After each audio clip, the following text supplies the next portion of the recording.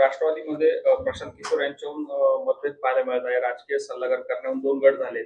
देवगिरीच्या बैठकीत पटेल तटकरे यांची गैरहजेरीमुळे ही सर्व चर्चा न झाली. असं आहे की एक तर ते प्रशांत किशोर भेटले असतील, आम्हालाही भेटतात ते कधी कधी, त्याचा अर्थ ते राजकीय सल्लागार म्हणून त्यांची नियुक्ती झाली असं मला काही वाटत नाही. नवीन आमचे उपमुख्यमंत्री आहेत, त्यांना येऊन ते भेटले आणि चर्चा केली, तर काय वावगं आहे असं मला काही वाटत. प्रफुल्ल पटेल आणि तटकरे, तुम्हाला सगळ्यांना माहिती आहे की दिल्लीमध्ये अधिवेशन सुरू आहे लोकसभेचं आणि राज्यसभेचं, त्याच्यामध्ये ते गुंतलेले आहेत. त्यामुळे कदाचित ते तिथे मुंबईमध्ये देवगिरीवर किंवा इतर ठिकाणी ते कदाचित जाऊ शकले नसते. माझ्या माहितीप्रमाणे मागच्या आठवड्यामध्ये ते होते, ते भेटलेले पण आहे, चर्चा पण झालेली आहे आणि फोनवर सुद्धा चर्चा होते एखाद्या गोष्टीची. त्याच्यामुळे ते एवढं मी सिरियस घ्यायचं काही कारण असं वाटत नाही. सर, निशाणा साधलाय की कोणत्याही पदावर कोणाचा जन्मसिद्ध हक्क नसतो. दुसऱ्याची हकालपट्टी करताना नियम आठवतात, मात्र स्वतःवर आलं की अस्वस्थ वाटू लागतं. ठीक आहे, मला असं वाटतं आपण सगळ्यांनी शांततेने घेतलं पाहिजे. अजितदादा गेलेले आहेत आणि त्यांच्या पक्षामध्ये आपल्याला हा पक्ष सांभाळायचा आहे. सांभाळत असताना सगळ्या कार्यकर्त्यांना सांभाळेल, अधिक ताकद आपण कशी मिळवू हे आपल्याला पाहायचं आहे. त्यामुळे थोडंसं जे आहे सावकाशीनं सगळ्यांनी घ्यावं असं मला वाटतं. त्रास होईल असं वातावरण निर्माण करतात. त्यांचं अजितदादांवर खरंच प्रेम होतं. राष्ट्रवादीचे नेते उमेश पाटील यांनी एक पोस्ट केली, नेमकी पाटलांनी पोस्ट कोणाकडे रोख करून केली असेल?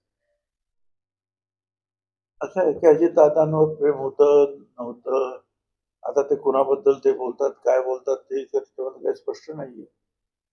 पण अजितदादांवर प्रेम होतं म्हणूनच आम्ही सगळे जे अजितदादांबरोबर जे आहे त्या पवार साहेबांना सोडून इकडे आलेलो होतो, ते पण लक्षात घ्यायला पाहिजे.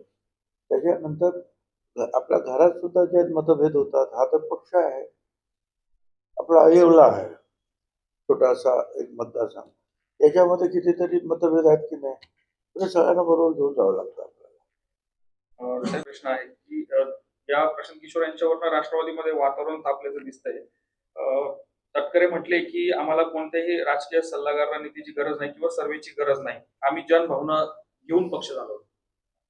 ठीक आहे, त्यांनी त्यांचं मत मांडलेलं आहे आणि शेवटी जे आहे पक्षाच्या राष्ट्रीय अध्यक्ष आहेत सुनेत्राताई पवार, ह्या कुणाला भेटायचं कुणाला नाही भेटायचं ते त्या ठरवतील ना. त्यासाठी त्यांना आमच्या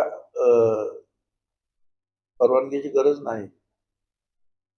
स्थानिक प्रश्न सुटले, अनेक म्हणजे पूर पाणी आता सुटले. शेतकऱ्यांची अशी मागणी की यापुढेही तरसवाडीचं काम रुंदीकरण करून हा कालवा याचा कालावधी कसा वाढवता येईल पाण्याचा रोटेशनसाठी.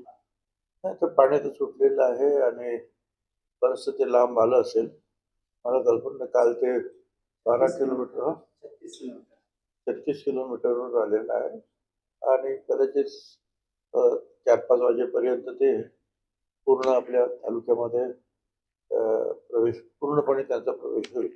आता पुढे आलेले आहेत, परंतु हे आहे की हे पाणी सुद्धा कमी पडत आहे, कारण त्याच्यावर दिंडोरी, चांदवड, देवला हे सगळे तालुके आहेत. कोणाला नाही म्हणणं फार कठीण जात आहे.